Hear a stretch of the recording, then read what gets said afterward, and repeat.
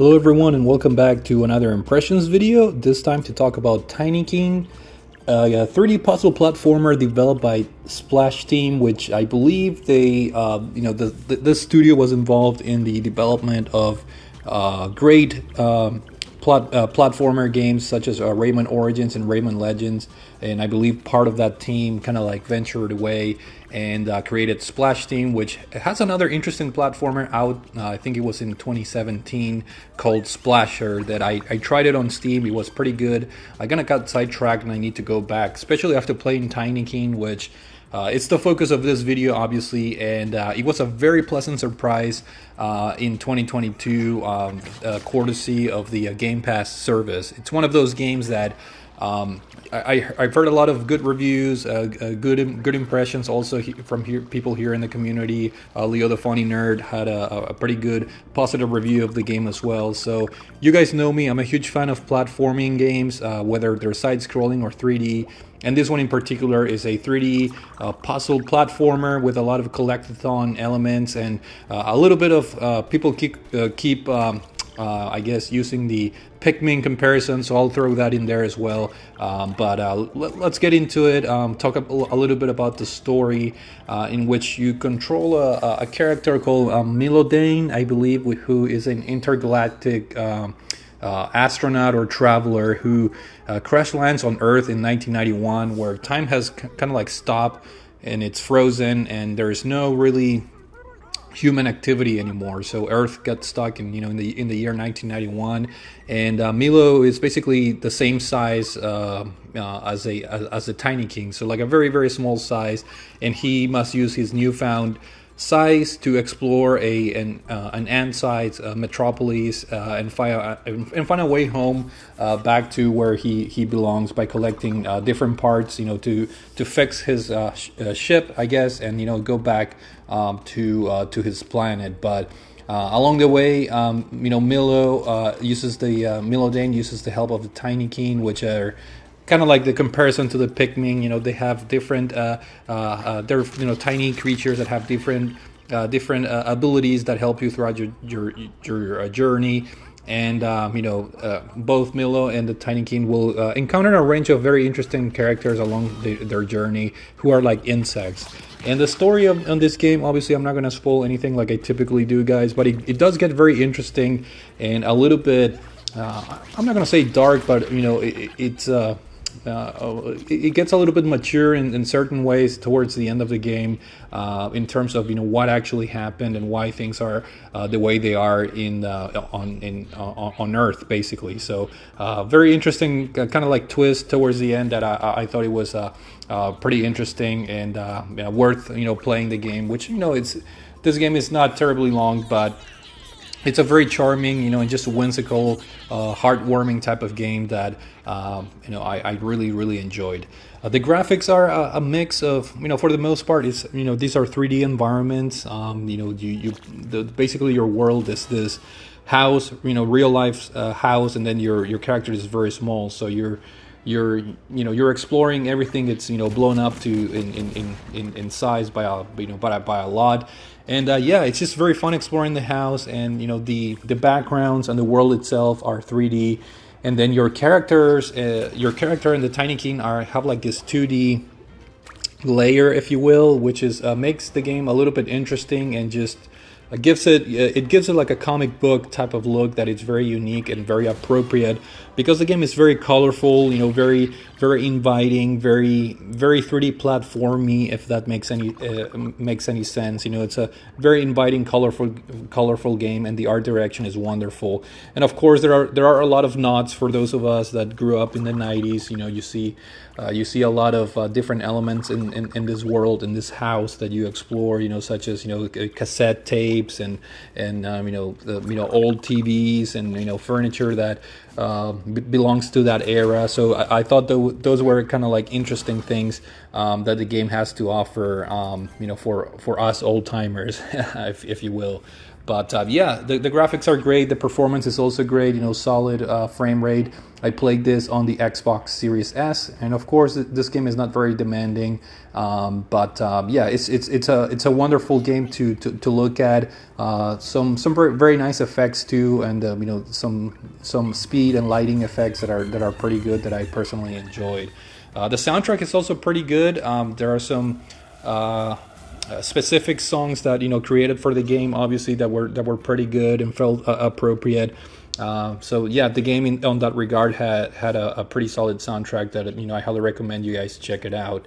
But to me, the real area or where Tinykin shines, it's the gameplay. Obviously, on paper, if you were to tell me that describe what Tinykin is, I would have passed on the game. And by that I mean, at its true core, Tinykin is a collectathon, and I don't have the greatest of experiences with true collectathons that are very, very heavy involved in that concept. The first example that comes to my head is Donkey Kong 64, which I don't really like that game. I know some people enjoyed it, but to me it left a very sour taste in my mouth because I'm a huge fan of the Donkey Kong character and franchise, the country games on the Super Nintendo specifically, and 64 was a disappointment with all the different collectibles, the blueprints, the bananas, the coins, the tokens. There were so many things that had to be collected in that game that it really just kind of like traumatized me, if you want to say that. So Tinykin, at its core, there's a lot of collectibles.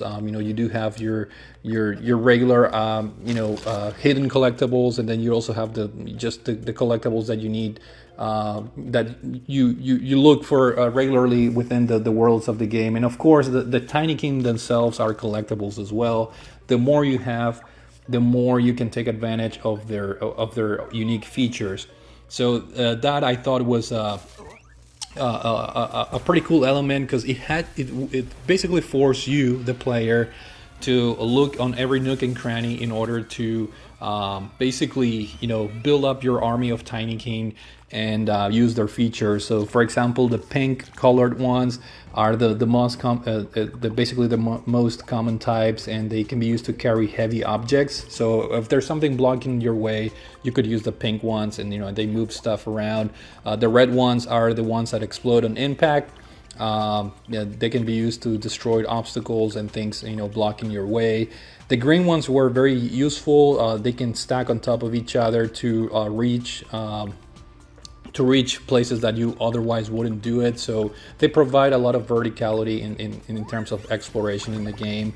Then you have, I believe, the blue ones who can swim and cross water, and then the purple ones, there's also purple ones and electric ones and so forth. So there's a variety of different types of Tinykins with different features and characteristics that in the end they allowed you to extend your exploration at each level, and of course solve puzzles and make you access areas that some of them are inaccessible until you collect a certain amount of Tinykin and you solve puzzles and so forth.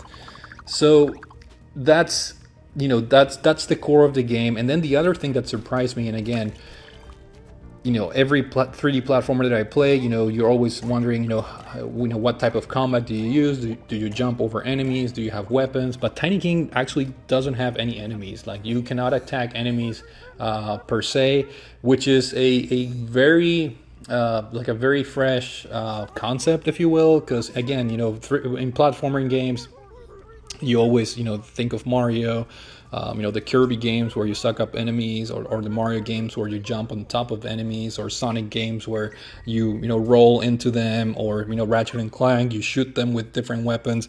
But in Tinykin, you don't actually fight enemies. So the game is a true collectathon, exploration and puzzle solving game that makes use of the Tinykin, and this formula works wonderfully. And any game that really deviates or pushes combat away gets bonus points for me, because if you think about games in general, you're always fighting something, you always have to have some sort of combat system. But in this game, they bypass that. in lieu of exploration and just pure platforming fun, and that gets a lot of bonus points for me in terms of the gameplay. Very refreshing. I really love the concept, and I think what makes Tinykin really just really fun to play is the exploration. Your character can move, very freely. It's an open world, or the levels are kind of like open world concept, if you will. You can explore any area of each particular level at your own leisure. Of course, some areas are blocked, or you will need a certain amount of Tinykin, so you can come back later once you have the required amount, and so forth. There's a lot of horizontal exploration, but as well as vertical. So you can climb furniture, you can climb different types of appliances, reach areas like vents in the ceiling and things like that, through the use of your Tinykin, which I thought it was very, very fun. And the element of verticality in this game just gives it a bonus, in my opinion, because it just makes the exploration more fun. And typically platformers, are either, you go from left to right, and there's very little verticality, but in this game, there's a lot of that. And the levels are set up in such a way that they're fun to explore. They have like this strings that you can activate, and you can use you can grind, or just kind of like zip line through the string. So it makes exploration very fast, very convenient, very fluid.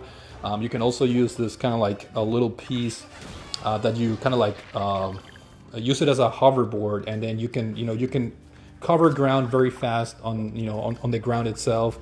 So the game is not slow at any point. You can use those features to move your character really fast throughout the levels.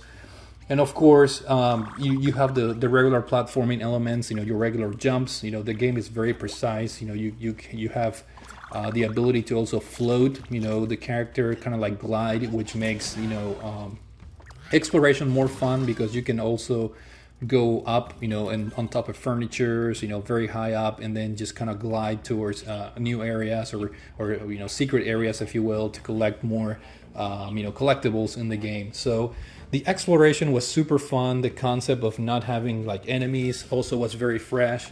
And overall, Tinykin was a very pleasant surprise. It was one of the best games that I played in 2022. I'm very happy with the game, to the point where I went back to a lot of the levels and try to get 100%. I think most of the levels I was able to get most of the collectibles.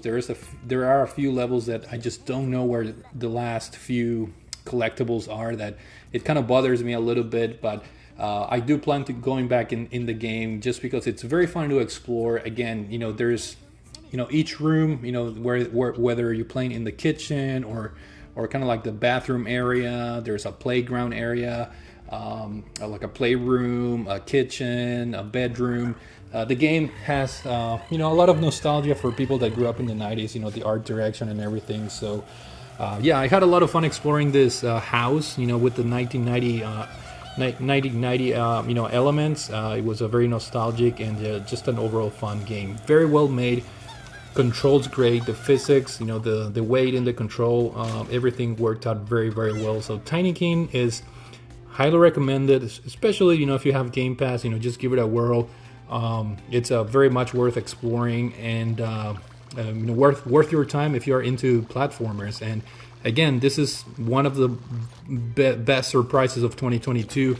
I'm really glad I gave this game a chance, and highly recommend it for you guys to check this out.